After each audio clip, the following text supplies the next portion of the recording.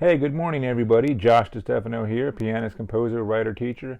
And today I'm going to discuss the best places to get stationed in the Army Band.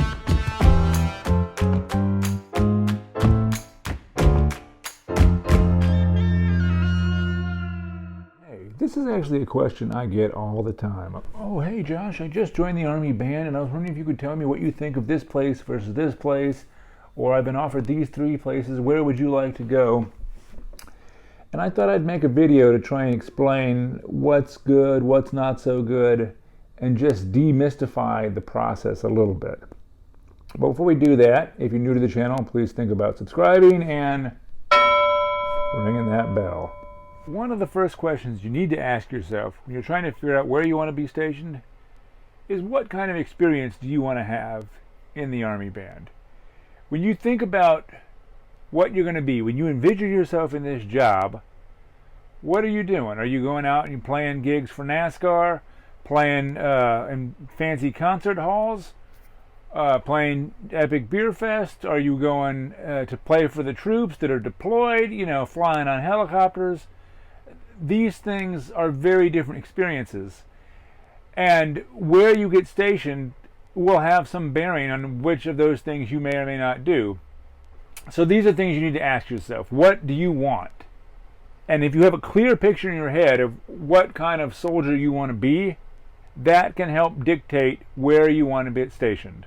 Because every Army Band functions to support where it's from. They're not just haphazardly scattered across the globe. They're all there for a reason. So if you're part of the 4th Infantry Division or the 10th Mountain Division, you're part of the division, which is a large group of soldiers, and you are a key component of that. The band is a key part of that. And so if you're at some place called division, the divisions are the ones that tend to get deployed. So they say, oh, there's trouble in Afghanistan, we're going to send the 82nd Airborne Division, and so you're going to go. Or you're going to send 3rd Infantry Division, and if the band is part of that, which the band is, if you're at that band, there's a good chance that you're going to go with them wherever they're going. So if you're looking at band names and something says division, 1st Cavalry Division, your chances of deploying or doing or doing a lot more of the soldier stuff are higher. And again, that's not necessarily bad, it's just different. If you're at Fort Jackson or Fort Linderwood, these bands exist because they have a function there on the base, which is playing basic training graduations. So at Fort Sam, they're supporting the medical command. If you're in Germany, you're supporting U.S. Army Europe. So every band is where it is for a reason. And depending on where you go, you will be helping to enhance that band's reason for being there. And if you don't know what it is, get on the horn and call them and say, hey, what are you guys typically doing?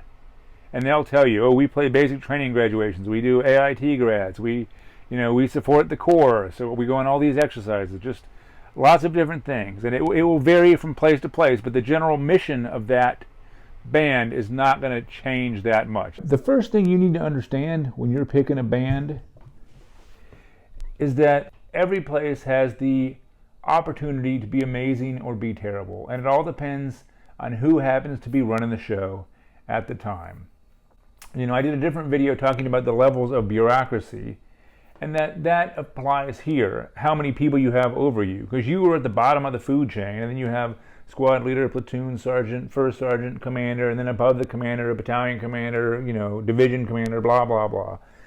And if you get one or two bad apples somewhere in this chain, then things can be very miserable for you. And you know what they say about having trouble up here and what happens to it. So good people and bad people can make all the difference in the world, but you have to realize that everybody is always moving all the time. People are constantly going and coming and going and coming and going, and we're not all on the same schedule. So, so as people are crisscrossing, they're all doing it on their own thing. So you might be someplace with somebody for 2 months, and another place, somebody else for 3 years. I would say the average amount of time you're going to spend with somebody is probably about 18 months. And I should say I'm not a statistician, but I did take both geometry and algebra twice. So if everybody's moving around and you're in a situation where you don't like it and you think, oh, this dude sucks, well, it's only going to be temporary. And vice versa, if you're somewhere else and you have this great group of people and you think, man, this is amazing, again, somebody's going to leave sooner or later, and whoever comes in could be equally amazing, or the tides could turn. So now that you know that every place can be potentially amazing or less than amazing, let's talk about the actual locations. If you can get overseas, you should absolutely go. Those are the best gigs there are. It is amazing because even if the work environment sucks, you know, when the end of the day is done, you can go and you're in a different country. And when I say overseas, I'm not talking about, you know, everything the Army says is overseas. Because if you say, oh, I want to sign up, and they say, we'll send you overseas, you say, sweet, and then you're in Alaska, or you're in Hawaii. And these places are fine. You know, I've been to both of them. It's not really overseas, even though, you know, there's an ocean between you and Hawaii, and according to the Army, there's an ocean between you and Alaska. When I say overseas, I mean a different country, different culture, different people, learning from things, experiencing things you're not going to get living at home. We're talking about, you know, Germany, Japan, Korea, Belgium. These are actual different countries. Go. It is amazing. I don't care what happens at work. You're still going to be in a different country, and it's going to be amazing, and you're going to love it. Number one piece of advice: go overseas. If you're not going overseas, you need to understand you're not typically in the middle of a large city. You're kind of out in the middle of nowhere, and there's a reason for this. There's lots of explosions, it's very loud, lots of guns going off, and I think most people don't like this rattling in their houses. So you can expect to be further out, away from the metropolitan areas. Not that you're completely isolated. There's usually lots of hunting and fishing. There's usually some little town that has sprung up near the post, which is going to have the basic necessities, you know, strip clubs, tattoo parlors, and pawn shops. So if you want to be near a city, you need to look. There's a handful of them, you know. Fort Lewis is near Tacoma, Fort Bliss is near El Paso, Fort Sam is near San Antonio. So just do your research. A couple of them are close to cities, but most of them, when they say they're near a city, you're looking at driving at least an hour or so to actually get to somewhere where people live.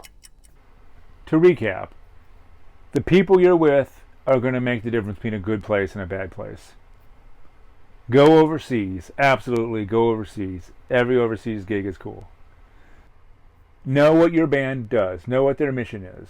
Make some phone calls. Get on the internet. Find out what that band does, how they're supporting their team, and use that to inform your decision.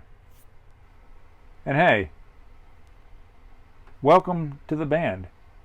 All right, I hope this helps. If you like what I said, please leave a comment below. If you didn't like anything I said, you can go ahead and leave a comment below and go ahead and spam me to all your enemies. I'll see you next time.